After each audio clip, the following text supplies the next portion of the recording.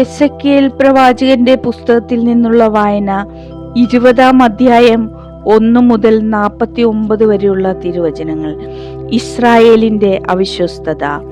7-ാം വർഷം 5-ാം മാസം 10-ാം ദിവസം ഇസ്രായേലിലെ ശ്രേഷ്ഠന്മാരിൽ ചിലർ കർത്താവിന്റെ ഹിതം ആരായാൻ എന്റെ മുമ്പിൽ വന്നു. കർത്താവ് എന്നോട് അരുളി ചെയ്തു, മനുഷ്യപുത്ര, നീ ഇസ്രായേൽ ശ്രേഷ്ഠന്മാരോട് പറയുക, ദൈവമായ കർത്താവ് അവരോട് അരുളി ചെയ്യുന്നു, എന്റെ ഹിതം ആരായാനാണോ നിങ്ങൾ വന്നിരിക്കുന്നത്? ഞാനാണേ, എന്നിൽ നിന്ന് നിങ്ങൾക്ക് ഉത്തരം ലഭിക്കുകയില്ല. ദൈവമായ കർത്താവ് അരുളി ചെയ്യുന്നു, നീ അവരെ വിധിക്കുകയില്ലേ? മനുഷ്യപുത്ര, നീ അവരെ വിധിക്കുകയില്ലേ? അവരുടെ പിതാക്കന്മാരുടെ മ്ലേച്ഛതകൾ നീ അവരെ അറിയിക്കുക. നീ അവരോട് പറയുക, ദൈവമായ കർത്താവ് അരുളി ചെയ്യുന്നു, ഞാൻ ഇസ്രായേലിനെ തിരഞ്ഞെടുത്ത ദിവസം യാക്കോബ് ഭവനത്തിലെ സന്തതികളോട് ശപഥം ചെയ്തു. നിങ്ങളുടെ ദൈവമായ കർത്താവ് ഞാനാണ് എന്ന് ശപഥം ചെയ്തുകൊണ്ട് ഈജിപ്തിൽ വെച്ച് ഞാൻ അവർക്ക് എന്നെ വെളിപ്പെടുത്തി. ഞാൻ അവർക്കായി കണ്ടുവച്ചതും തേനും പാലും ഒഴുകുന്നതും എല്ലാ ദേശങ്ങളെയും കാൾ ശ്രേഷ്ഠവും ആയ ഈ ദേശത്തേക്ക് അവരെ ഈജിപ്തിൽ നിന്ന് കൊണ്ടുപോകുമെന്ന് അന്ന് ഞാൻ ശപഥം ചെയ്തു. ഞാൻ അവരോട് പറഞ്ഞു, നിങ്ങളുടെ കണ്ണുകളെ പ്രലോഭിപ്പിക്കുന്ന മ്ലേച്ഛ വസ്തുക്കൾ നിങ്ങൾ ഓരോരുത്തരും ദൂരെ എറിഞ്ഞു കളയണം. ഈജിപ്തിലെ വിഗ്രഹങ്ങൾ വഴി നിങ്ങളിൽ ആരും അശുദ്ധമാകരുത്. ഞാനാണ് നിങ്ങളുടെ ദൈവമായ കർത്താവ്. എന്നാൽ അവർ എന്നെ ധിക്കരിച്ചു. അവർ എന്റെ വാക്ക് കേൾക്കാൻ കൂട്ടാക്കിയില്ല. ആരും തങ്ങളുടെ കണ്ണുകളെ പ്രലോഭിപ്പിച്ചിരുന്ന മ്ലേച്ഛ വസ്തുക്കൾ ദൂരെ എറിഞ്ഞില്ല. ഈജിപ്തിലെ വിഗ്രഹങ്ങളെ അവർ ഉപേക്ഷിച്ചില്ല. ഈജിപ്തിൽ വെച്ച് തന്നെ എന്റെ ക്രോധം അവരുടെ മേൽ ചൊരിയുമെന്നും എന്റെ കോപം അവരിൽ പ്രയോഗിച്ച് തീർക്കണമെന്നും ഞാൻ ചിന്തിച്ചു.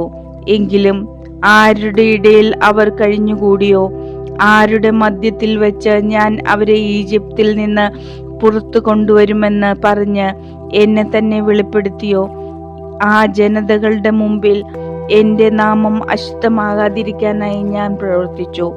അതുകൊണ്ട് ഞാൻ അവരെ ഈജിപ്തിൽ നിന്ന് പുറത്തു കൊണ്ടുവന്നു മരുഭൂമിയിൽ എത്തിച്ചു. എന്റെ കൽപ്പനകൾ ഞാൻ അവർക്ക് നൽകുകയും എന്റെ പ്രമാണങ്ങൾ അവരെ അറിയിക്കുകയും ചെയ്തു. അവ അനുഷ്ഠിക്കുന്നവൻ ജീവിക്കും. തങ്ങളെ വിശുദ്ധീകരിക്കുന്ന കർത്താവ് ഞാനാണെന്ന് അവർ അറിയാൻ വേണ്ടി അവർക്കും എനിക്കുമിടയിൽ അടയാളമായി എന്റെ സാബത്തുകളും ഞാൻ അവർക്ക് നൽകി. എങ്കിലും ഇസ്രായേൽ ഭവനം മരുഭൂമിയിൽ വെച്ച് എന്നെ ധിക്കരിച്ചു. അവർ എന്റെ കൽപ്പനകൾ അനുസരിച്ചില്ല. ജീവിക്കേണ്ടതിന് മനുഷ്യർ പാലിക്കേണ്ട എന്റെ നിയമങ്ങൾ അവർ ഉപേക്ഷിച്ചു. എന്റെ സാബത്തുകൾ അവർ അശുദ്ധമാക്കി. അവരെ പൂർണ്ണമായി നശിപ്പിക്കാൻ വേണ്ടി മരുഭൂമിയിൽ വെച്ച് തന്നെ എന്റെ ക്രോധം അവരുടെ മേൽ ചൊരിയണമെന്ന് ഞാൻ വീണ്ടും ചിന്തിച്ചു. എന്നാൽ ഞാൻ അവരെ പുറത്തു കൊണ്ടുവരുമെന്ന് കണ്ട ജനതകളുടെ ദൃഷ്ടിയിൽ എന്റെ നാമം അശുദ്ധമാകാതിരിക്കാൻ ഞാൻ പ്രവർത്തിച്ചു. ഞാൻ അവർക്ക് നൽകിയിരുന്നതും തേനും പാലും ഒഴുകുന്ന എല്ലാ ദേശങ്ങളെയും കാൾ ശ്രേഷ്ഠമായ ദേശത്ത് അവരെ പ്രവേശിപ്പിക്കുകയില്ലെന്ന് മരുഭൂമിയിൽ വെച്ച് ഞാൻ അവരോട് ശപഥം ചെയ്തു. എന്തെന്നാൽ അവർ എന്റെ പ്രമാണങ്ങൾ നിരാകരിച്ചു. അവർ എന്റെ കൽപ്പനകൾ അനുസരിച്ചില്ല. എന്റെ സാബത്തുകൾ അവർ അശുദ്ധമാക്കി. അവരുടെ ഹൃദയം വിഗ്രഹങ്ങളുടെ പിന്നാലെ പോയി. എന്നിട്ടും ഞാൻ അവരെ കാരുണ്യപൂർവ്വം വീക്ഷിച്ചു. ഞാൻ അവരെ നശിപ്പിക്കുകയോ മരുഭൂമിയിൽ വെച്ച് അവരെ നിശേഷം സംഹരിക്കുകയോ ചെയ്തില്ല. മരുഭൂമിയിൽ വെച്ച് അവരുടെ സന്തതികളോട് ഞാൻ പറഞ്ഞു, നിങ്ങളുടെ പിതാക്കന്മാരുടെ കൽപ്പനകൾ അനുസരിച്ച് നടക്കുകയോ അവരുടെ പ്രമാണങ്ങൾ പാലിക്കുകയോ അരുത്. അവർ പൂജാ വിഗ്രഹങ്ങൾ കൊണ്ട് നിങ്ങളെ തന്നെ അശുദ്ധമാക്കരുത്. ഞാനാണ് നിങ്ങളുടെ ദൈവമായ കർത്താവ്. എന്റെ കൽപ്പനകൾ അനുസരിക്കുകയും എന്റെ പ്രമാണങ്ങൾ ശ്രദ്ധയോടെ പാലിക്കുകയും ചെയ്യുക. നിങ്ങളുടെ ദൈവമായ കർത്താവ് ഞാനാണ് എന്ന് നിങ്ങൾ ഗ്രഹിക്കാൻ വേണ്ടി നിങ്ങൾക്കും എനിക്കും ഇടയിൽ ഒരു അടയാളമായി എന്റെ സാബത്തുകൾ നിങ്ങൾ വിശുദ്ധമായി ആചരിക്കുക. എന്നാൽ അവരുടെ മക്കളും എന്നെ ധിക്കരിച്ചു. അവർ എൻ്റെ കൽപ്പനകൾ അനുസരിച്ചില്ല. ജീവിക്കേണ്ടതിന് മുൻപ് മനുഷ്യർ പാലിക്കേണ്ട എൻ്റെ പ്രമാണങ്ങൾ പാലിക്കുന്നതിൽ അവർ ശ്രദ്ധ വച്ചില്ല. അവർ എൻ്റെ സാബത്തുകൾ അശുദ്ധമാക്കി. മരുഭൂമിയിൽ വെച്ച് തന്നെ എൻ്റെ ക്രോധം അവരുടെ മേൽ ചൊരിയണമെന്നും അവരുടെ മേൽ എൻ്റെ പാപം പ്രയോഗിച്ചു തീർക്കണമെന്നും ഞാൻ വിചാരിച്ചു.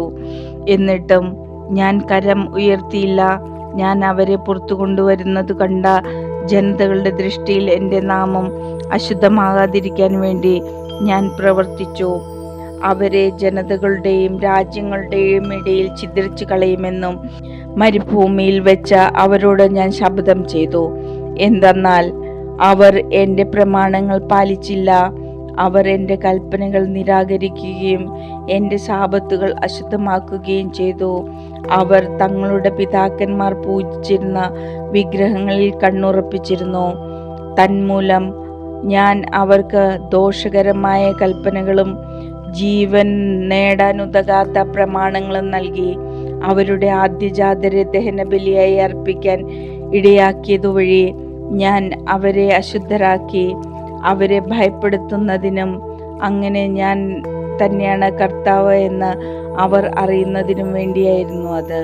മനുഷ്യപുത്ര, ഇസ്രായേൽ ഭവനത്തോട് പറയുക, ദൈവമായ കർത്താവ് അരുളി ചെയ്യുന്നു, നിങ്ങളുടെ പിതാക്കന്മാർ അവിശ്വസ്തമായി പെരുമാറിയത് കൊണ്ട് എന്നെ വീണ്ടും നിന്ദിക്കുകയായിരുന്നു.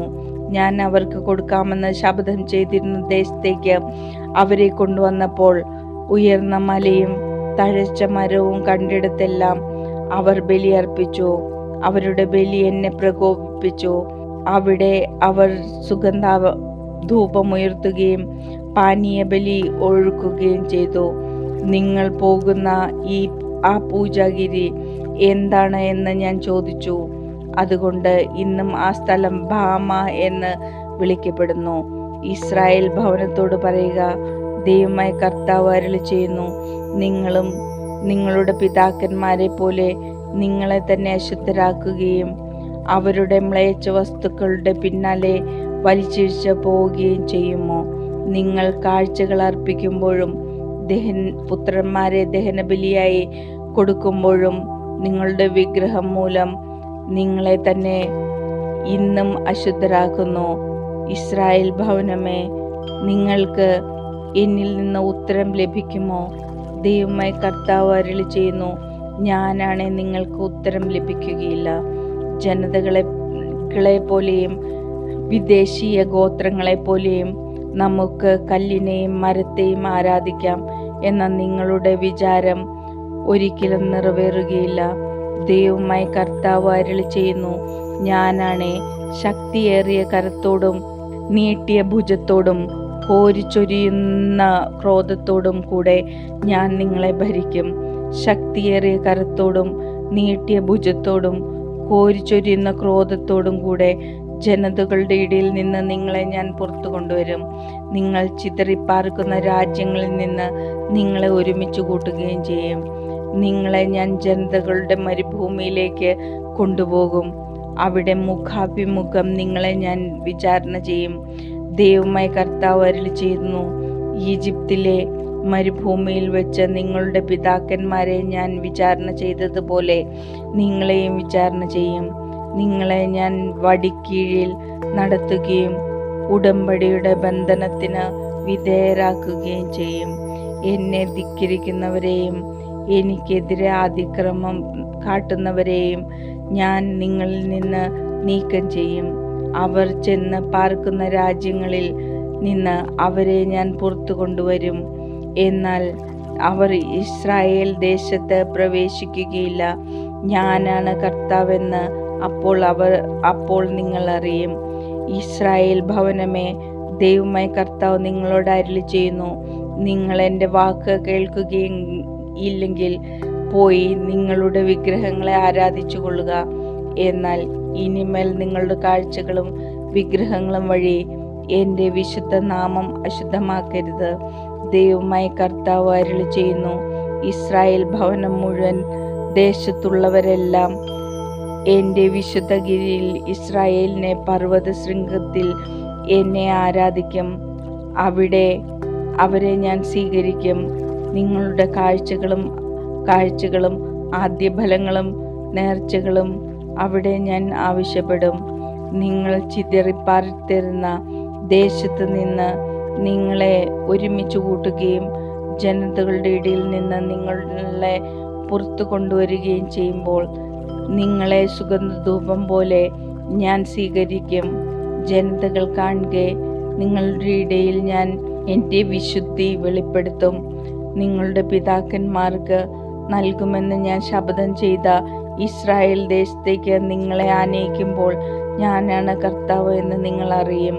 നിങ്ങളെ തന്നെ മലിനമാക്കിയ നിങ്ങളുടെ ജീവിത രീതിയും പ്രവൃത്തികളും അപ്പോൾ നിങ്ങൾ അനുസ്മരിക്കും. നിങ്ങൾ പ്രവർത്തിച്ചിട്ടുള്ള തിന്മകളോർത്ത് നിങ്ങൾക്ക് നിങ്ങളോട് തന്നെ വെറുപ്പ് തോന്നും.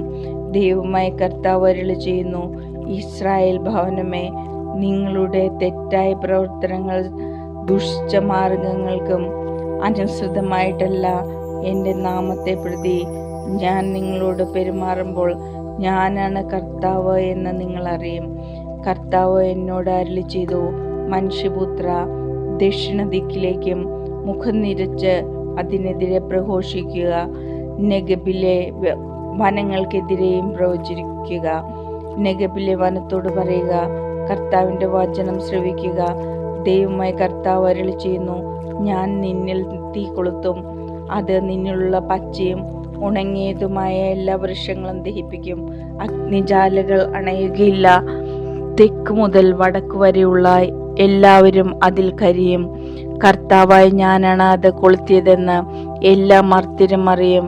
അത് അണയുകയില്ല. അപ്പോൾ ഞാൻ പറഞ്ഞു, ദൈവമായ കർത്താവേ, അവൻ കടങ്കഥക്കാരനല്ല എന്ന് അവർ എന്നെക്കുറിച്ച് പറയുന്നു.